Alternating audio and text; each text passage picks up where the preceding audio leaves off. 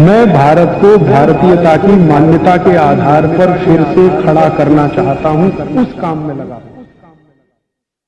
20 सूत्र लिखे हैं कि भोजन पचेगा तो क्या होगा और भोजन सड़ेगा तो क्या होगा। मैं सड़ने वाले हिस्से की बात कर लेता हूं। वो कहते हैं कि भोजन अगर सड़ना शुरू हुआ तो सबसे पहले गैस बनेगी, वायु बनेगी, वायु, और ये वायु आपकी जिंदगी हराम कर देगी। लेकिन आज के जो सूत्र हैं वो जिंदगी का फंक्शनल हिस्सा है। आप जानते हैं कि कोई भी सिद्धांत होता है उसका एक हाइपोथेसिस होता है और उसका एक फंक्शनल पार्ट होता है। तो आज से जो शुरू हो रहा है वो फंक्शनल पार्ट है। इस फंक्शनल पार्ट में सबसे पहला सूत्र भागवत जी का। भागवत जी के लिए उनके 7000 सूत्र सभी महत्व के हैं, सभी महत्व के।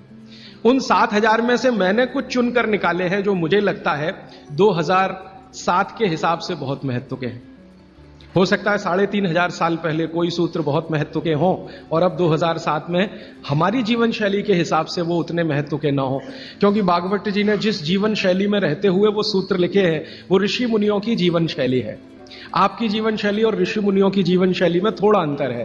तो आपकी जीवन शैली के हिसाब से मैंने जो सूत्र निकाले और जिनको मैं महत्व का क्रम देता हूं उसमें सबसे पहला सूत्र, संस्कृत में वो कहते हैं कि पेट जिंदगी भर आपका अच्छा रहे, दुरुस्त रहे। इसका मतलब यह है कि आप जो कुछ भी खा रहे हैं उसका ठीक से आप पाचन करते रहे।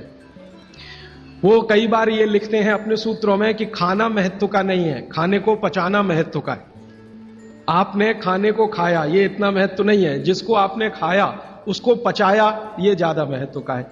क्योंकि भोजन पचेगा तो रस बनेगा, उसी रस में से मांस, मज्जा, रक्त, मल, मूत्र, वीर्य, मेद ये सब बनेगा, अस्थियां बनेंगी और वही आपके शरीर के लिए आगे जीवन में काम आएंगी। तो खाया वो महत्व का, उससे भी ज्यादा महत्व का खाया हुआ पचाया। तो वो कहते हैं कि पेट हमेशा दुरुस्त रहे, माने पाचन क्रिया आपकी हमेशा अच्छे से चलती रहे। इसके लिए पहला सूत्र उन्होंने लिखा भोजनांते विषम वारी। ये पहला सूत्र मेरे हिसाब से, उनके हिसाब से नहीं, मेरे हिसाब। पहला सूत्र भोजनांते विषम वारी। इसका सीधा सा अर्थ है भोजन के अंत में पानी पीना विष पीने के बराबर है। सूत्र यह है भोजन अंते, भोजनांते। आप जानते हैं संस्कृत में मिला के कहने की परंपरा है। भोजन अंते माने भोजन के अंत में, भोजनांते विषम वारी। विष समझते हैं आप, जहर, जहर जैसा क्या है? पानी। भोजन के अंत में पानी जहर के जैसा है, विष के जैसा है। यह सूत्र है। अब इसको थोड़ा व्याख्यायित करता हूं ताकि समझ में आए। भोजन के अंत में पानी विष के जैसा है, यह बात वो कह रहे हैं। इसको समझना चाहिए कि क्या कह रहे हैं। सूत्र उतना ही है, समझने के लिए मैं आपको बहुत उदाहरण दूंगा ताकि आप जल्दी पता कर पाए। भागवत जी ने एक सूत्र में यह कहा है कि हमारा जो शरीर है इसका जो मुख्य स्थान पेट है, इसमें एक स्थान होता है पेट के अंदर, नाभि, लेफ्ट साइड में, नाभि से थोड़ा ऊपर जहां मेरा हाथ रखा हुआ है, इस स्थान को कहते हैं जठर। संस्कृत में कहते हैं जठर, हिंदी में कहते हैं आमाशय। जठर, आमाशय, अंग्रेजी में चाहे तो एपिगैस्ट्रिकम। तो ये जो जठर स्थान है, भागवत जी कहते हैं कि इसमें अग्नि प्रदीप्त होती है, उसी को कहते हैं जठराग्नि। जठर अग्नि, जठराग्नि। तो वो कहते हैं कि जो आपका जठर स्थान है इसमें अग्नि प्रदीप्त होती है और भोजन जो कुछ भी आप करते हैं वो पहले जठर में ही जाता है, आमाशय में इकट्ठा होता है, वहां अग्नि प्रदीप्त होती है। वो अग्नि भोजन का पाचन करती है। यह है महत्व की बात।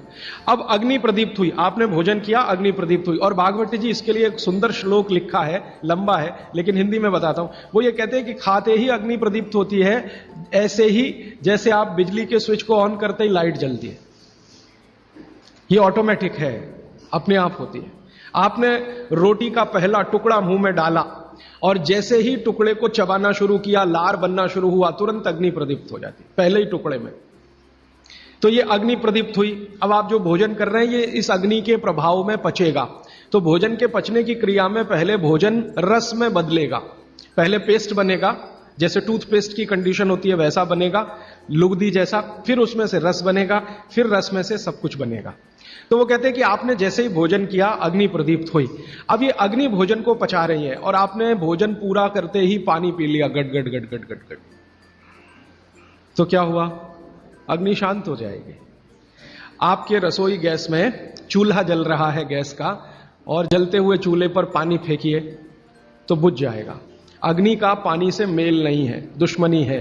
तो आपके पेट में खाना खाते ही अग्नि जल रही है। अब आपने पीछे से गिलास 2 गिलास पानी पी लिया, कोई लोग तो लोटा भर के पी लेते हैं, कई लोग तो भोजन से ज्यादा पानी पी लेते हैं।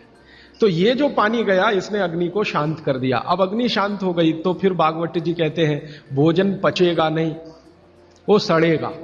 अब उन्होंने 20 सूत्र लिखे हैं कि भोजन पचेगा तो क्या होगा और भोजन सड़ेगा तो क्या होगा। मैं सड़ने वाले हिस्से की बात कर लेता हूं।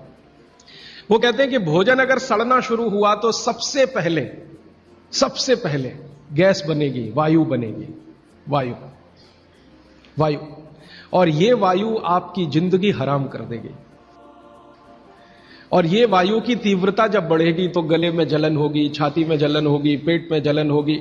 फिर और ज्यादा तीव्र अगर ये हो गई वायु तो ये शरीर में जाएगी, घूमेगी, क्योंकि वायु को पकड़ना मुश्किल है, जहां स्थान मिलता है वहीं जाती है। तो ये वायु पूरे शरीर में घूमेगी तो सिर घूमेगा, आपको चक्कर आएंगे, सिर में दर्द होगा, पीठ में भी दर्द हो सकता है, हृदय स्थान पे भयंकर दर्द हो सकता है। कई बार तो इतना दर्द होता है कि आपको लगेगा कि हार्ट अटैक आ गया, लेकिन वो वायु का दर्द है, हार्ट अटैक नहीं। और ये जो वायु बनी भोजन के सड़ने से, इसी वायु में से भागवत जी ने सूची बनाई है कि 103 रोग पैदा होंगे। 103। सबसे पहला रोग है उसमें एसिडिटी, हाइपर एसिडिटी। ज्यादा दिन अगर आपने ये चक्कर चलाया पानी पीने का तो अल्सर, पेप्टिक अल्सर, और ज्यादा दिन चक्कर चलाया तो बवासीर, मूढ़व्याध, भगंदर, ये सब रोगों की सूची है। और अंत का एक रोग है कैंसर, कर्क रोग। 103वें नंबर पर उन्होंने लिखा है कर्क रोग। माने एसिडिटी से शुरू होकर आप कैंसर तक की यात्रा कर सकते हैं। तो वो ये कह रहे हैं कि जिस काम से वायु पैदा हो और वो वायु आपके सड़े हुए भोजन में से निकले, और बाद में भागवती जी कहते हैं, वो भी बता देता हूं, वो दूर का सूत्र है लेकिन यहीं पे ले आता हूं उसको, कि आपका जो भोजन सड़ेगा, इसको ध्यान से सुनिएगा, तभी भोजन में से, भागवती जी के शब्द दूसरे हैं, मैं आज के शब्द इस्तेमाल कर रहा हूं, तभी कोलेस्ट्रॉल बनेगा। सड़े हुए भोजन का ही बाई प्रोडक्ट है कोलेस्ट्रॉल। अगर भोजन का पाचन हुआ तो कोलेस्ट्रॉल शून्य रहता है, वो कोलेस्ट्रॉल जो आपको हानि पहुंचाता है। आप जानते हैं शरीर में 2 तरह का कोलेस्ट्रॉल है, एक गुड और एक बैड। अच्छा कोलेस्ट्रॉल माने HDL, हाई डेंसिटी लिपोप्रोटीन। खराब कोलेस्ट्रॉल माने LDL और उसका छोटा भाई VLDL, very low density lipoprotein. तो भागवती जी कहते हैं कि ये जो खराब कोलेस्ट्रॉल है वो रक्त में तभी आता है जब भोजन पेट में सड़ता है। इसका माने जिनको कोलेस्ट्रॉल बढ़ रहा है या बढ़ा हुआ है वो ध्यान दें, उनको भोजन पच नहीं रहा, उनका भोजन सड़ रहा है। तो कोलेस्ट्रॉल बढ़ेगा तो हार्ट अटैक भी आएगा, कोलेस्ट्रॉल बढ़ेगा तो घुटने भी जड़ हो जाएंगे, सारी संधियां आपकी एकदम कड़क हो जाएंगी, आपको चलना फिरना मुश्किल हो जाएगा, 10 कदम चलना मुश्किल हो जाएगा। तो वो ये कहते हैं कि जब 103 बीमारियां एक छोटी गलती से आती हों तो वो गलती कभी करना नहीं, माने भोजन के बाद कभी पानी पीना नहीं। और एक 2 चीजें हैं इसी क्रम में कि किसके साथ क्या खाएं, किसके साथ क्या नहीं खाएं। घर में कभी भी आप कोई ऐसी चीज बनाएं जो तासीर में गर्म है, उसके साथ ठंडी चीज कोई ना हो। जैसे आजकल मैंने देखा है, हम गरम गरम खाना खा के आइसक्रीम जरूर खाते हैं, अपना सत्यानाश करते। और ये सत्यानाश कैसे होता है? कोई आपको शादी में बुलाता है इनविटेशन देके कि आइए और हमारे यहाँ गरम डिनर खा के आइसक्रीम खा के मर के जाइए, और एक नहीं खाइए, डबल खाइए। और मैंने तो पंजाब में ऐसे भी महान महान लोग देखे हैं कि आइसक्रीम में गरम रसगुल्ला डाल के खाते हैं। महामूर्ख लोग, पता नहीं कहां से आए, गरम गरम रसगुल्ला एकदम ठंडे आइसक्रीम में डाल के खाते। फिर पूछो भाई क्या कर रहे हो, तो कहते टेस्ट है जी। शरीर का देखना है कि नहीं, ये है कि टेस्ट का देखना है। तो आप कहीं भी डिनर में जाइए, मैं ये नहीं कहता डिनर में मजे, जरूर जाइए, लेकिन ध्यान रखिए कि अगर डिनर गरम गरम आपने खा लिया है तो ठंडी आइसक्रीम मत खाइए। और कई लोग पंजाब में ऐसे हैं, याद ही नहीं रखते, अभी चाय पी अभी आइसक्रीम खा ले। हाँ, उनको बिल्कुल 1 मिनट नहीं लगता। चाय पी के निकले, कहीं आइसक्रीम खा के आ गए, आइसक्रीम खा के आ गए, इधर चाय पी ली या इधर कॉफी पी ली। तो चाय और कॉफी दोनों गर्म है और आइसक्रीम बहुत ठंडी है, इनका कॉम्बिनेशन नहीं है, बहुत तकलीफ होती है शरीर को। कितनी देर बाद खाओ खाने को? 1 घंटा कम से कम।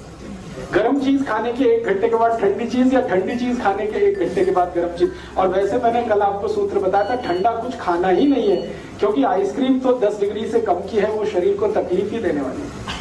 तो आप बोलेंगे फिर आइसक्रीम को कैसे खाएं? गर्म करके खाइए। अगर आइसक्रीम खानी है तो उसको गर्म करिए। मैं एक अमृतसर गया था एक बार, तो अमृतसर में एक बहुत अच्छी चीज, शायद यहाँ भी होगी, कुल्फी। ये जो कुल्फी है, इसको थोड़ा गर्म करके खा लीजिए, आइसक्रीम से बेटर है, 1000 टाइम्स बेटर है। क्यों? हाँ, रबड़ी खाइए ना, तो कुल्फी वो शायद रबड़ी की ही बनाई है। खूब दूध गर्म करके रबड़ी जैसा हो जाता, फिर कुल्फी जमाते। तो कुल्फी को थोड़ा गर्म करेंगे तो वो रबड़ी जैसा ही हो जाता, वो खाने लायक है। माइक्रोवेव से अच्छा है गैस का चूल्हा। तो आप जो है रबड़ी खाइए, आइसक्रीम छोड़ दीजिए, कुल्फी पे आ जाइए और कुल्फी को हल्का गर्म करके खाइए, वो आपके लिए बहुत मुफीद है। कारण एक ही है कि आइसक्रीम में जितने केमिकल्स हैं, कुल्फी में एक भी नहीं। कुल्फी में दूध ही दूध है, वो भी अच्छे से गर्म किया हुआ है, बस उसको ज्यादा ठंडा कर दिया तो वो जम गया है। आप उसका ठंडापन निकाल के खा लीजिए, करके खा। हाँ। और नहीं तो एक आखिरी ऑप्शन बताता हूँ, खाना ही है आपको, तो मेरा ये कहना है कि उसको सलीके से खाइए। जैसे आप कुल्फी खा रहे हैं ना, तो उसका तरीका ये है कि पहले उसको मुंह में रखिए, थोड़ी देर कुल्फी का टुकड़ा काट के मुंह में रखिए और उसको घुमाइए, तो जो लार है वो उसको अपने आप गर्म कर देगी। जब हल्की गर्म हो जाए फिर अंदर ले जाए। ये लास्ट ऑप्शन है। जब खानी ही है तो मेरी बात तो मानिए, उसको गर्म करके खाइए। खानी ही है तो थोड़ी देर मुंह में रखिए, उसको घुमाइए, थोड़ी लार से वो गर्म हो जाएगी, फिर आप